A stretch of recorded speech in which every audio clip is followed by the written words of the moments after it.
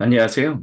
이 땅에 일, 영성, 그리고 예술에 대한 통합된 그리스도교 관점을 소개하고 나누기 위해 기독교 대한 성교교회 소금빛 교회에서 설립하고 후원하는 파이 미니스트리 통합 입문과정 성경은 드라마다 부속편 2024년 제2성전 시대를 시작합니다. 오늘은 아홉 번째 나눔으로서 면밀히 살펴야 하는 불임절에 대해서 함께 이야기를 나누겠습니다. 그래서 오늘 나누고자 하는 이야기의 핵심은 21세기, 지금 현재 2024년 벌어지고 있는 원수를 향하여 잔인하게 보복하는 이스라엘, 즉 유대인의 모습은 에스더서에 나온 불임절부터 그 뿌리를 찾아볼 수 있다입니다. 지금 굉장히 큰 전쟁이 일어나고 있지요. 그래서 이스라엘이 가자지구에 있는 하마스, 그리고 레바논에 있는 헤즈볼라, 그리고 이란 또는 후티 반군, 이런 다양한 사람들과 함께, 다양한 집단과 함께 전쟁을 벌이고 있습니다. 이런 그 모든 전쟁의 기본이 되는 것이 바로 불임절일 수 있다라는 것을 오늘 얘기하려고 합니다. 그럼 먼저 불임절이 무엇인가라는 것부터 살펴야 합니다. 유대인들은 오늘날까지 에스더를 통한 하나님의 구원을 불임절이라는 용어로 기념합니다. 하만이 유대인을 말살하는 날을 주사위를 던져 정했다는 단어인 불임으로부터 이 절기가 유래되었습니다. 유대인들은 이 절기에 에스더서를 읽고 가난한 이들을 구제하여 하만을 비우는 것으로 재밌는 여러 옷들을 입습니다. 그래서 정통파 유대인들이라고 할지라도 그 자녀들은 굉장히 화려한 옷들을 입음으로 말미암아 그것을 통해서 이제 그 적을 조롱하고 하나님이 행하신 일들을 기뻐한다 뭐 이런 거죠. 그래서 불임절은 오늘날까지 21세기까지 유대인이 주님이 침묵 가운데서도 자기 백성을 돌보신다라는 은혜를 기억하는 절기입니다. 하지만 동시에 불임절은 원수를 응징하는 유대인들의 어떤 굉장히 난폭하고 잔혹해 보이는 모습도 담고 있습니다. 오늘날 이란 안에 유대인들이 살아가고 있습니다. 2024년 현재 이란 안에 2만 5천 명의 유대인이 살고 있습니다. 굉장히 재밌고 아이러니한 일이다라고 할 수 있겠죠. 왜냐하면 지금 이스라엘 국가가 2024년 전쟁을 벌이고 있는 가장 큰 악의 축으로 규정하는 나라가 이란이기 때문입니다. 근데 그 이란에 있는 2만 5천 명의 유대인이 이스라엘의 가자 전쟁에 반대하는 세계적인 목소리에 동참하고 있다라는 것입니다.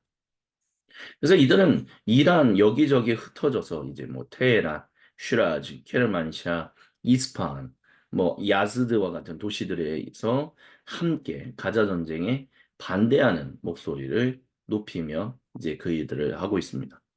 그래서 이란의 수도 테헤란에도 유대교 회당이 있습니다. 그래서 이것들은 잘못됐다라고 이제 얘기하죠. 그래서 이란 유대인들의 종교 지도자인 라비 유네스 하미미 릴레자는 시위 중에 시온주의 정권이 지금 이스라엘 정권이 팔레스타인에 대한 접근 방식을 재평가할 필요가 있다라고 강력하게 성명을 발표하기도 했습니다. 그래서 이들은 유대교의 이름으로 범죄를 저지르지 마라라는 이야기를 계속해서 하고 있습니다. 근데 이렇게 이란의 유대인들이 살게 된 것은 결국 신바벨로니아 제국에 의해서 포로로 끌려갔던 유대인들이 이제 페르시아 제국의 그 이제 정권이 바뀌잖아요. 제국이 바뀌면서 어떤 사람들은 일정한 수의 숫자 유대인들은 초창기 유대인들은 다시 주님이 약속하셨던 그 예루살렘으로 돌아갔지만 또한 여기에 남아서 계속해서 오랜 시간 동안 이렇게 이란 안에서 그 땅 안에서 유대인으로서 살고 있다라는 그 뿌리를 찾아볼 수 있습니다. 그래서 이들은요 이스라엘에 있어서 이스라엘 그 국가를 제외하고 두 번째로 가장 큰 공동체 유대인들 그 이란 안에 있는 유대인 공동체가 이스라엘 본국 외에 가장 큰 공동체다라고 얘기할 수 있습니다. 그래서 우리가 보면 키루스 2세 때부터, 즉 고레스 때부터 페르시아 안에 유대인이 세 번에 걸쳐서 이제 귀환을 한 것을 알고 있습니다. 1차 귀환은 스룹바벨과 예슈아를 통해서 49,897명이 귀환했다라고 스가랴서 2장 64절부터 65절에 얘기하고 있고요. 2차 귀환은 스가랴서 8장 1절부터 20절을 통해서 1754명이 귀환했다라고 합니다. 안타깝게도 3차 귀환에 얼마나 많은 인원이 귀환했는지에 대해서는 기록이 남아있지 않습니다. 하지만 중요한 것은 그렇게 즉 키루스 2세가 너희 땅으로 돌아가라 했었을 때 마음을 정했던 유대인들이 돌아가고 2차와 3차 귀환은 여러 가지 어떤 다양한 다른 어떤 그때 당시에 예루살렘에 있었던 뭐 성전을 건축한다든지 성벽을 건축하는 일을 위해서 귀환하게 된 어떤 목적이 있는 그런 귀환이었고 실제적으로 결국에는 포로로부터 70년이 되고 난 뒤에 포로로부터 귀환하는 것은 1차에 보다 더 많은 초점이 맞춰져 있다라고 얘기할 수 있을 것입니다. 하지만 이렇게 많은 유대인들이 귀환했을지라도 또한 동시에 페르시아 제국 내에 많은 유대인들이 남았다라는 것을 우리는 기억해야 합니다. 그것을 우리는 에스더서 9장 16절을 통해서 유추해 볼 수 있습니다. 에스더서 9장에 보면 유대인이 자기 원수를 죽인, 그러니까 자기들의 왕의 조서를 통해서 죽이려고 했었잖아요. 그래서 페르시아 전국에 흩어져 있었던 크세르크세스 1세라고 하는 성경의 용어로는 아하수에로 왕이라는 그 왕이 남긴 그 일들을 이제 뒤집는 일들이 있었어요. 그래서 유대인이 이제 반대로 자기 원수를 이제 죽이는 일이 일어나는데 그 인원이 그 페르시아 제국 수도의 수산을 제외하고 전 페르시아 제국에서 7만 5천 명 이상이었다라는 그 기록이 남아 있습니다. 이 정도 인원이 죽었다라는 것은 그만큼 반대로 많은 수의 유대인들이 페르시아 제국 내 곳곳에 흩어져서 살았다라는 것을 우리는 볼 수 있을 것입니다. 물론 예루살렘에 모여 있는 사람들도 있었다라고도 할 수 있겠지만 그럼에도 불구하고 꽤 많은 숫자들이 이제 페르시아 제국 여기저기에서 디아스포라.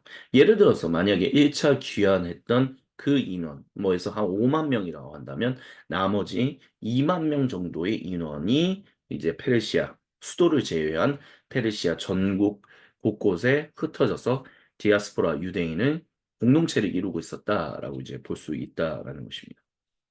안타깝게도 우리가 정확하게 얼마나 있었는지는 알기는 쉽지 않습니다. 어떤 사람들은 뭐 꽤 많은 숫자가 있었을 것이다. 뭐 얘기하는 사람들도 있지만 또 어떤 분들은 꼭 그렇지만은 않다. 뭐 그렇게 얘기하시는 분들도 있기 때문에.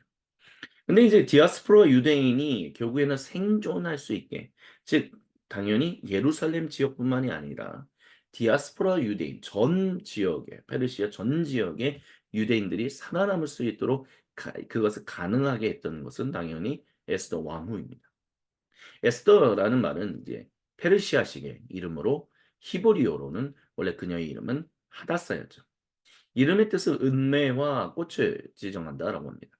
그래서 주전 480년부터 465년경에 살았던 것으로 이제 여겨지죠. 그래서 아하수에로 또는 크세르크세스 1세 때 왕과 되었다라고 이제 여겨지고 있습니다.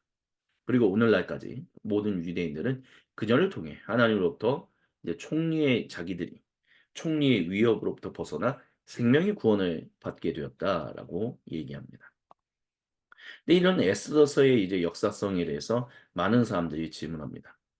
특별히 많은 성경학자들은 에스더의 역사성이 정말 사실이냐, 그렇게 얘기하기는 조금 어려운 거 아니냐라고 얘기합니다. 그래서 고대 이스라엘의 성경적 역사라는 책에서는 이렇게 얘기합니다. 에스더의 구체적 내용의 역사성을 증명한다는 것은 매우 복잡한 문제입니다. 예를 들어 성경 본문에 따르면 에스더는 크세르크세스 통치 7년부터 12년까지 그의 왕비였습니다. 그러나 그리스 사료, 즉 헤로도토스의 그 역사 사료를 보면 그때 황제의 부인은 아메스트리스였다라고 합니다. 또한 크세르크세스와 동일 시대를 살았던 그리스 역사가 헤로도토스에 따르면 페르시아의 여왕들은 7개의 페르시아 가문으로부터 선발되었기 때문에 이렇게 유대인 출신의 에스더가 여왕이 되었다라고 얘기하는 것이 쉽지는 않다. 역사적으로 사실이다라고 얘기하기는 어렵다라고 말한다는 거죠. 하지만 이렇게 에스더의 역사성을 부인하는 사람들이라 할지라도 에스더서의 저자가 페르시아의 제도, 관습, 역사를 잘 알고 있다라는 것은 인정합니다. 그게 이제 에스더서에 잘 기록되어 있다라고 말하죠. 또한 오늘날의 이제 21세기 역사학자들은 크세스의 왕후였던 아메스트리스도 일곱 가문의 출신이 아니었다라고 말합니다. 그래서 이를 따른다면 그 당시 그리스 역사가인 헤로도투스의 모든 이야기도 역시 있는 그대로 받아들일 수는 없다라고 합니다. 이렇게 에스더서의 역사성은 많은 이들로부터 의심을 받고 있습니다. 하지만 중요한 것은 에스더서를 통하여 오늘날 21세기 유대인들이 침묵 가운데서도 일하시는 야훼, 즉 여호와 하나님을 기억하며 즐거워하고 아직까지 그분의 귀환을 바라고 있다라는 것입니다. 그래서 에스더서에 이제 보면 성경 드라마에서는 이렇게 얘기합니다. 에스더서에 하나님의 이름이 한 번도 나오지 않는다라는 사실은 흥미롭다라고 말합니다. 하지만 그 이야기에는 포로 생활 중인 이스라엘 백성들의 경험 속에 일하시는 하나님의 섭리에 대한 강력한 인식이 스며 있다라고 하면서 불임절은 이 구원을 기념하는 날이다라고 얘기합니다. 하지만 불임절의 폭력성을 우리는 반드시 고려해야 합니다. 에스더서 9장을 보면 에스더의 부탁으로 아하수에로 즉 크세르크세스 1세는 수도 수산에서 하루 더 유대인이 자기 원수를 상대하는 무법의 날을 허락합니다. 물론 왕의 칙령이 있지만 결국에는 이런 것들은 굉장히 법적인 것보다는 결국에는 복수를 불러일으키는 거기 때문에 무법적인 무법천지의 날을 만들었다라고 얘기할 수 있어요. 비록 에스더서가 주님이 침묵 가운데서도 자기 백성을 보호하신다라는 내용을 담고 있긴 하지만 그리고 그 일에 모르드게와 에스더가 중추적인 역할을 감당했지만 그럼에도 불구하고 에스더와 페르시아의 형제가 보인 모습은 21세기 유대인이 자기들이 지금 현재 하마스나 또한 헤스볼라나 이란 후티 반군을 향하여 보유하고 있는 전쟁의 그런 정당성을 그 일들의 전쟁의 정당성을 부여하는 기초를 제공한다라는 것은 부인할 수 없는 사실입니다. 그렇기 때문에 우리는 불임절에 있는 에스더서에 있는 이 폭력성을 다시 한번 생각해 볼 수 있어야 합니다. 그렇기 때문에 우리는 잊지 말아야 한다는 것이죠. 무엇을 잊지 말아야 하느냐? 바로 이달 안에 2만 5천 명의 유대인이 살고 있는데 이들은 이스라엘 국가하고는 다른 목소리를 내고 있다라는 사실만입니다. 오늘날 이런 얘기들을 제가 한국에서 뉴스를 통해서 들어본 적은 없습니다. 하지만 이 성경 드라마들을 준비하면서 여러 영어 이제 신문 기사들을 살펴보다 보니까 이란의 유대인들이 이렇게 지금 이스라엘이 벌이고 있는 일들에 대해서 반대한다라는 것들을 볼 수 있었습니다. 그런 것처럼 눈에는 눈, 이에는 이라고 얘기하는 이런 식의 접근. 내가 당했으니 그들에게 동일하게 보복한다라는 것. 물론 불임전에는 하나님께서 침묵 가운데서도 자기 백성을 돌보신다라는 분명한 은혜가 있지만 그리고 그 일에 에스더와 모르드게가 중추적인 역할을 감당했다는 것은 분명한 사실이지만 에스더가 크세스 1세에게 다시 한번 부탁해서 결국 한 번 더 적어도 수도에서는 더 잔인한 일이 하루 더 반복되게 만들었다라는 것. 그리고 그와 같은 것들이 결국에는 오늘날의 이스라엘을 움직이는 어떤 역사적인 기초가 되고 있다라는 사실에 있어서는 우리는 불임절을 조금 더 면밀하게 분별해서 살펴봐야 한다라는 과제를 가지게 됩니다. 그런 것들을 우리가 기억한다면 결국 오늘의 결론은 21세기 원수를 향하여 근데 유대인들의 원수인 거죠. 그 향하여 잔인하게 보복하는 현재 유대인의 모습은 에스더서에 나온 불임절부터 안타깝게도 그 뿌리를 찾아볼 수 있다라고 결론 지을 수 있을 것입니다. 이것으로 오늘 9번째 나눔 제2성전 시대를 마무리하겠습니다. 계속해서 다음 이 시간 10번째 나눔으로 다시 찾아뵙겠습니다. 지금까지 함께 해주신 모든 분들 감사드립니다.